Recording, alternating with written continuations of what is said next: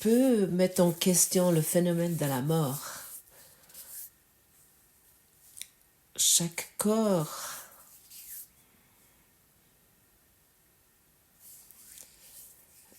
court vers sa destinée et il ne semble pas avoir d'issue. Nous tous croyons, autant que nous sommes un corps qui est né, qui doit aussi mourir.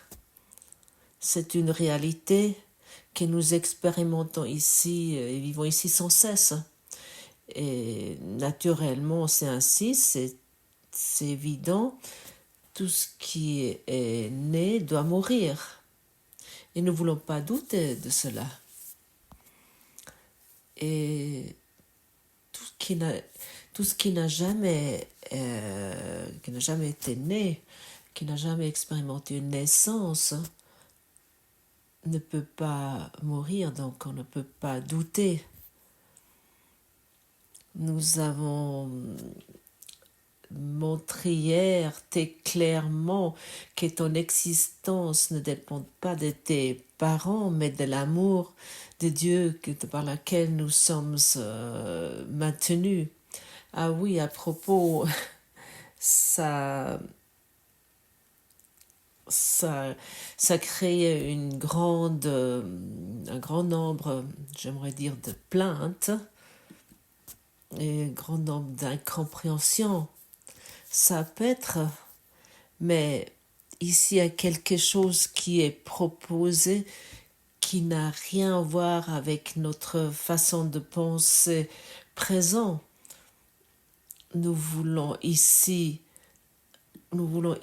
mettre en question notre façon habituelle de penser sur la mort et vraiment réfléchir là-dessus et nous mettre en question pour que nous pouvons nous comprendre comme l'éternel, comme quelque chose d'indestructible, pour vraiment reconnaître ceci.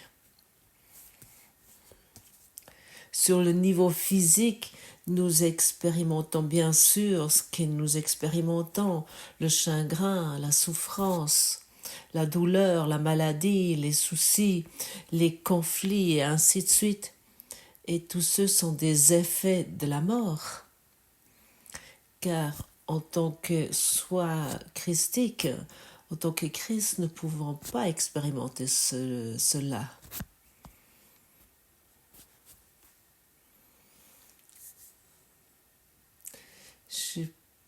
Je pose ici à nouveau une question provocante.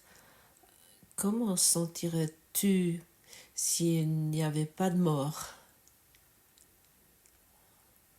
Laisse-toi quelques secondes pour te poser cette question. Tu peux aussi mettre en pause cet enregistrement et te prendre quelques instants. Comment je me sentirais si il n'y avait pas de mort, si la mort n'existerait pas?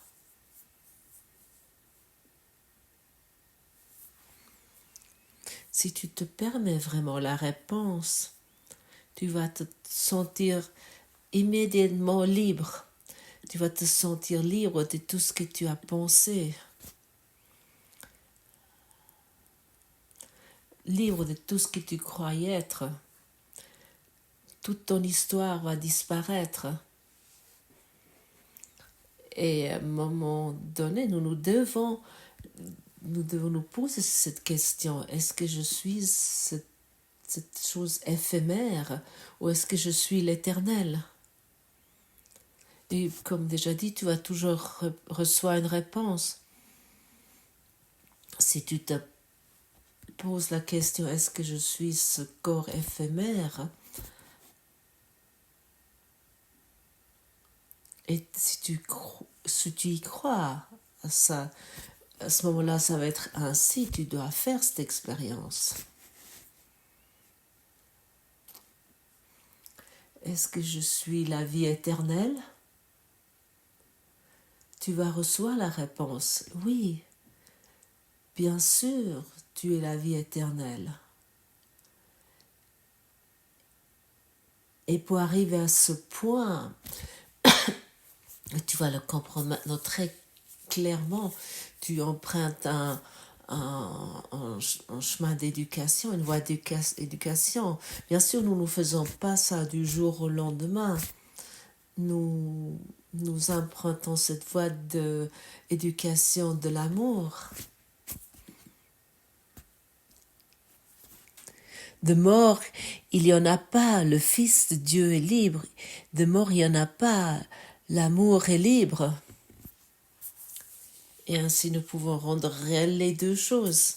D'un côté, l'idée, c'est rien d'autre qu'une idée. Nous pouvons rendre réelle l'idée de la mort où nous pouvons nous souvenir que nous sommes la vie éternelle.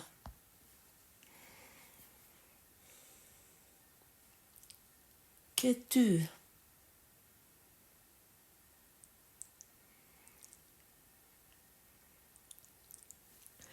Est-ce que tu es né ou est-ce que tu es ce qui a toujours existé? Est-ce qui va toujours exister? À un moment donné, chacun qui aimerait s'éveiller dans l'esprit de l'amour, il doit se poser ces questions et il doit vraiment se tourner vers ces questions et puis il doit faire une auto-introspection pour pouvoir accepter la correction de l'esprit. Est-ce que je suis ce qui existe depuis toujours, qui existe éternellement? Oui, oui, bien naturellement. Je suis la vie. J'existe. Soit toute chose meurt ou ils ne peuvent pas mourir. Et il n'y a pas de compromis possible concernant cela. Eh bien, naturellement, nous pouvons observer, par exemple, une fleur, comme elle fleurit, comme elle s'épanouit. Nous pouvons observer ça et nous pouvons encore respirer son parfum. Et peu de temps après, elle fane et elle meurt. Et là, cette leçon parle de quoi? Dans la leçon aujourd'hui, nous sommes invités de regarder au-delà de la forme qui est éphémère et nous tournons vers l'esprit de tout être vivant, cet esprit qui est éternel, qui est la vie qui est Dieu et qui est toute chose. Et ceci n'a pas de but ni de fin pour la vie en majuscule. La mort est impossible. Et ça, on peut le reconnaître si on regarde au-delà du concret ce que nous avons fait. Retournons encore une fois sur cet exemple de la fleur. Elle fleurit, elle fane, elle meurt. Mais si tu regardes autour, tu peux trouver la vie ailleurs. Lorsque la fleur meurt, tu vas encore trouver la vie. Est-ce qu'il y a la vie dans l'oiseau, dans le brindille d'herbe, dans l'arbre? Oui.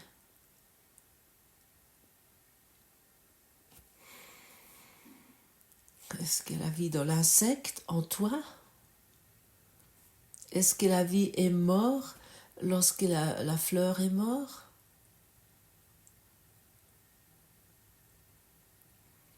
Est-ce que le corps est mort lorsque le corps est mort? Ou est-ce que les morts font toujours encore l'expérience de la vie?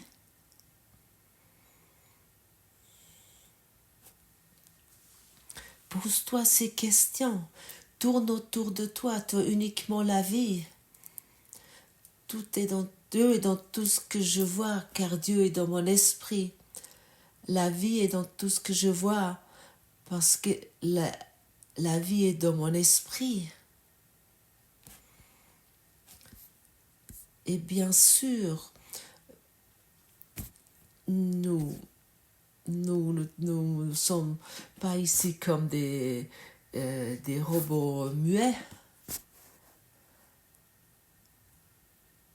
Bien sûr, nous expérimentons tous la mort des personnes bien aimées. Et bien sûr, lorsque ça se passe, c'est un événement très triste. Mais est-ce que la vie est morte avec la personne bien aimée? Non. Ou est-ce que nous pouvons encore trouver la vie? Oui. Et nous voulons vraiment tourner notre attention vers ceci. Il y a uniquement la vie. Comme c'est démontré dans la leçon 156, c'était démontré. Et depuis là, on nous rappelle sans cesse. Finalement, dans chaque leçon, on nous rappelle qu'il y a uniquement la vie. Jusqu'à finalement, que nous tournons notre esprit vers la vie et non sur ce thème central de la mort que nous avons fait. Est-ce que tu peux le constater? Et lorsque nous abandonnons nos croyances erronées, ce côté oui mais, à ce moment-là, nous pouvons voir la vérité, nous pouvons la reconnaître. Abandonne cette croyance oui mais, de dire ah oui mais je expérimente maintenant la mort de cette personne ou la mort de mon animal préféré ou quelque chose de similaire. Nous ne voulons pas t'enlever cela. Nous voulons juste nous focaliser sur autre chose. Nous voulons nous focaliser sur la vie qui est toujours encore perceptible, sur la vie que toi tu es.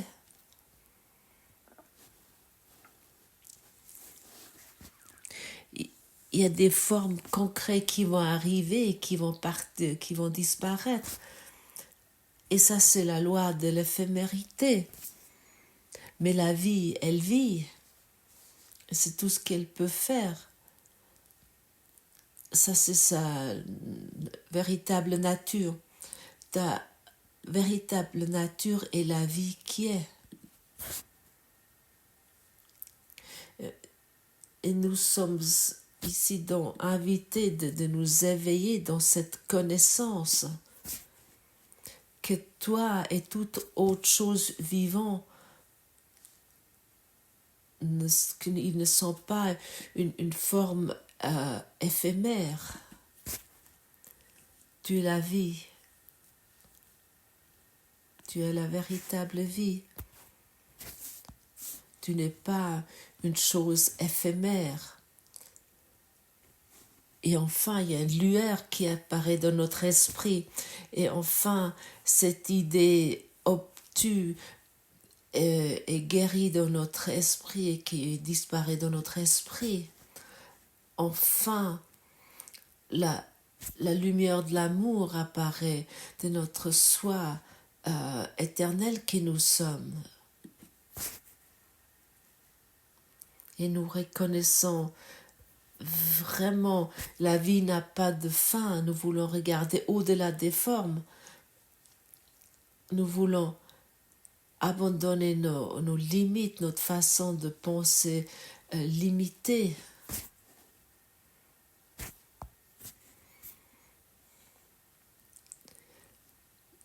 Pratique sans cesse de l'auto-introspection, comme c'était conseillé ici. Et nous voulons toujours être attentifs sur la présence de la vie qui est en nous et qui n'a jamais pu s'arrêter, qui est interminable.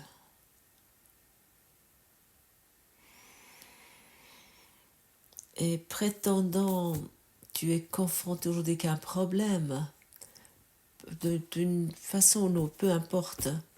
Alors pose-toi la question, est-ce que ce problème existait déjà toujours? Est-ce que le problème va avoir d'une façon ou autre une fin?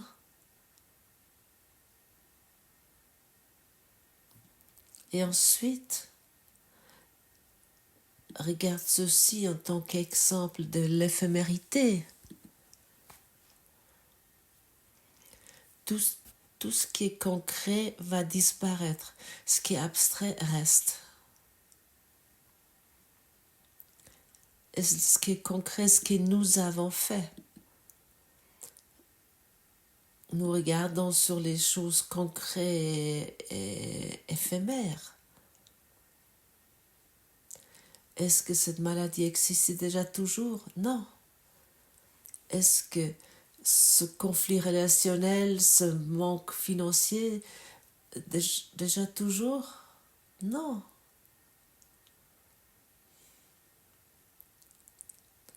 Et maintenant, nous arrivons à une question intéressante. Est-ce que la mort existait déjà toujours?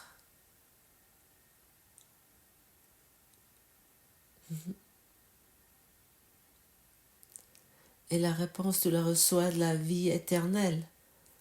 Cette réponse peut uniquement la sentir. Tu sens cette réponse à travers tes chakras et non à travers ton cerveau. Ton cerveau est informé à travers tes chakras.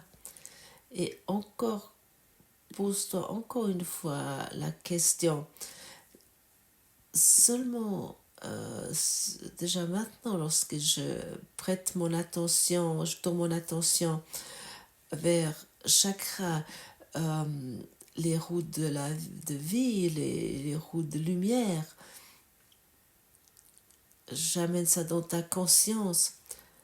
À ce moment-là, tu tournes automatiquement ton focus sur cela, sans que tu te rendes compte. Et je te pose à nouveau cette question. Est-ce que la mort existait déjà toujours?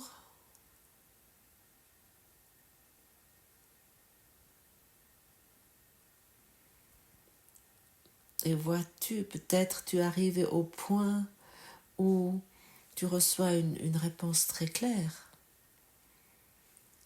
Uniquement l'éternel est toujours. La mort est la chose concrète que je fais. Et ainsi nous nous rappelons à notre soi éternel que nous sommes, que toi tu es, comme toujours. Et lorsque nous abandonnons ce qui est concret, en nous rappelant à ce qui est éternel et interminable, et nous allons nous éveiller de plus en plus vers cette éternité. C'est d'une évidence. Sur quoi tu tournes ton attention? De quoi tu es conscient?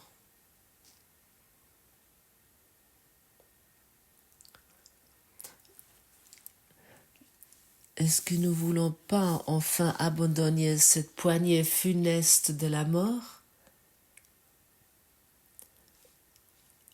Tu vois, qu'est-ce que les questions peuvent faire avec toi? Peut-être des questions que nous n'avons peut-être pas posées jusqu'à présent. Nous ne nous posons pas la question, est-ce qu'il y a une vie après la mort? Nous pouvons nous poser cette question ou pas et nous pouvons ensuite discuter sur cela.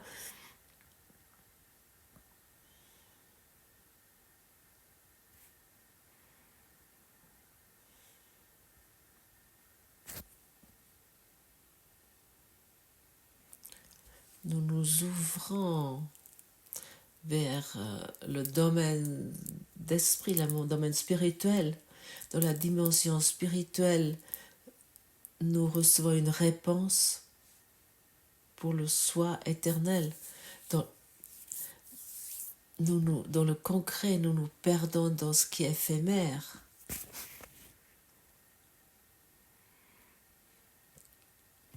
Qu'est-ce que je suis?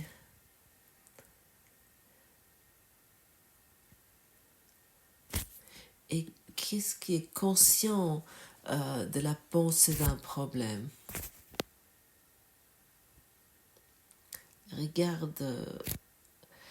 Regarde précisément cela. Qu'est-ce qui est conscient du problème de la mort?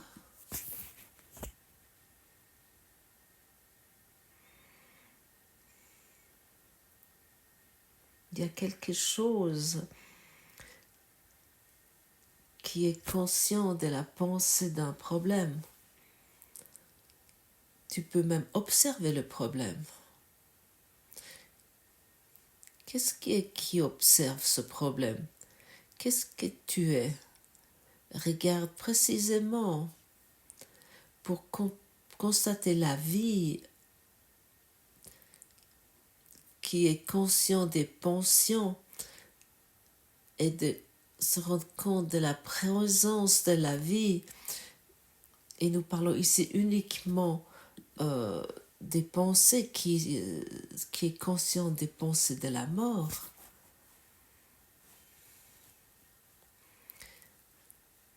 Et observe que ton expérience en tant que présence de la vie est toujours constant.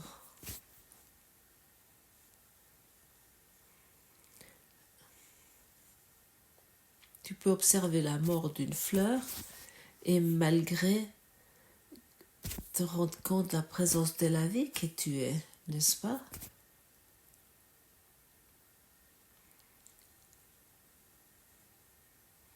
Tu peux percevoir l'aller et le venu de beaucoup de problèmes dans la vie.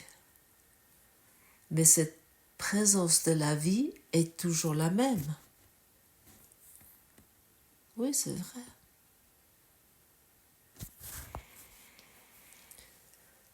Et pense une fois, réfléchis une fois sur la continuité de cette présence de la vie. Et dis-toi ensuite, de mort, il n'y en a pas. Le Fils de Dieu est libre, l'amour est libre. Quelle nouvelle expérimentation, quelle nouvelle reconnaissance, à quel point nous sommes merveilleux. Et si tu as suivi jusqu'ici, tu vas plus regarder sur cette fleur fan et sur cette fleur morte, mais tu vas regarder la présence de la vie dans chaque chose, dans tout.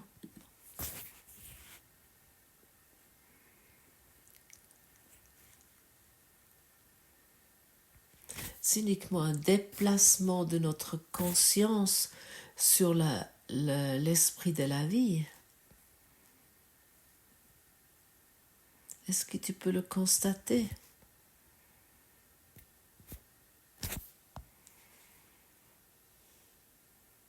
À ce moment-là, notre conflit s'arrête. Nous voulons plus à ce moment-là changer nos problèmes, mais nous sommes totalement focalisés sur la présence de la vie. À ce moment-là, nous ne combattons plus la mort parce que nous constatons que nous sommes la vie éternelle qui peut jamais disparaître.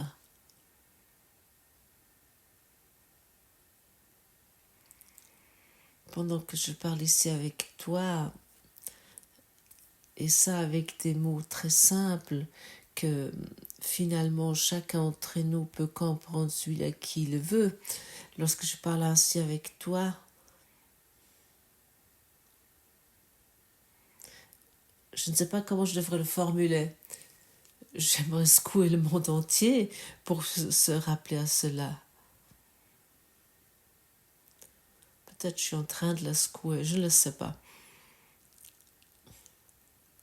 C'est une telle évidence. C'est une perception tellement évidente qu'on pourrait rire là-dessus. Comment je pouvais rendre réel ce concret, ce qui est concret, et de dissocier l'abstrait. Comment je voulus rendre réel un amour particulier pour ignorer le soi unique et puis l'amour éternel. Et ceci n'est pas... Il n'y a personne qui est coupable, mais quelle liberté se montre soudainement, et nous pouvons clairement constater ceci était uniquement des pensées avec lesquelles je me suis identifiée.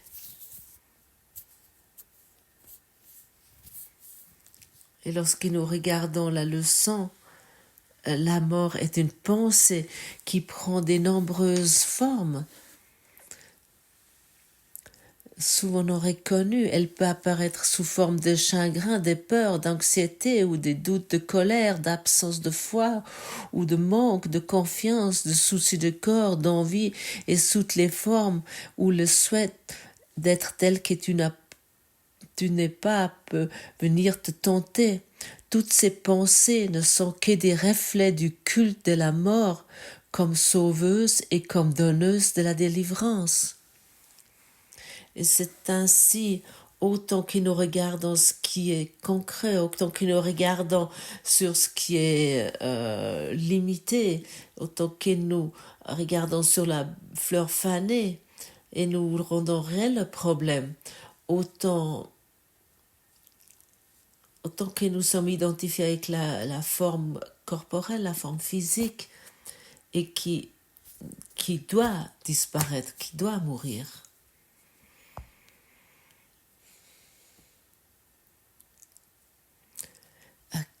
Jusqu'où tu es prêt d'y aller aujourd'hui? Est-ce que tu es prêt de regarder tout cela? Et finalement, ce n'est pas un combat vers la mort, mais uniquement un rappel à la vérité que tu es.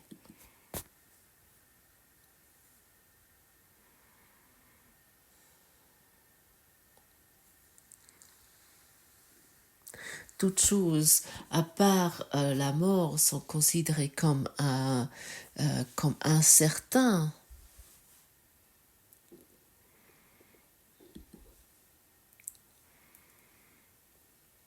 Et puis ils sont éphémères, ils vont être perdus très vite avec une certaine issue.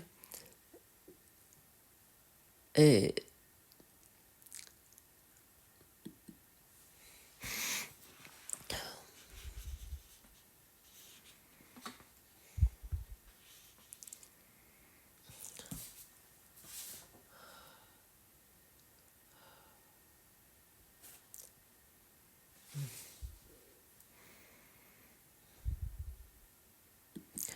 car elle semble tenir toutes choses vivantes dans sa main, dessécher tous les esprits et tous les souhaits en sa poignée funeste, et tous les buts perçus uniquement par ses yeux aveugles.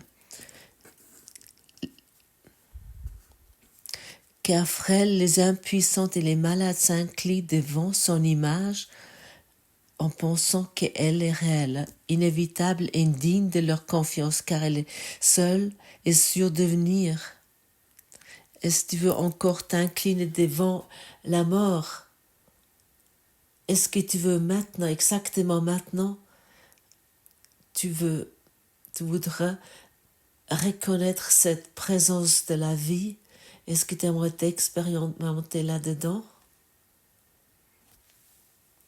ne prie plus ces idoles concrètes.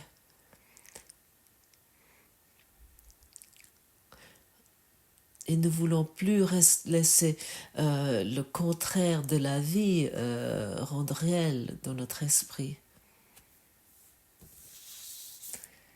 Et chaque fois, vouloir prouver que la vie éternelle, l'amour de Dieu n'existe pas. Ne te laisse plus être apeuré. Ici, j'aimerais nous proposer cette prière magnifique dans cette leçon. Notre Père bénit nos yeux aujourd'hui. Nous sommes tes messagers et nous voudrions contempler le reflet glorieux de ton amour qui lui en tout. Nous vivons et nous mouvons en toi seul. Nous ne sommes pas séparés de ta vie éternelle. De mort, il n'y en a pas, car la mort n'est pas ta volonté, et nous demeurons là où tu nous as placés dans la vie que nous partageons avec toi et avec toutes choses qui vivent, afin d'être comme toi et de faire partir de toi à jamais.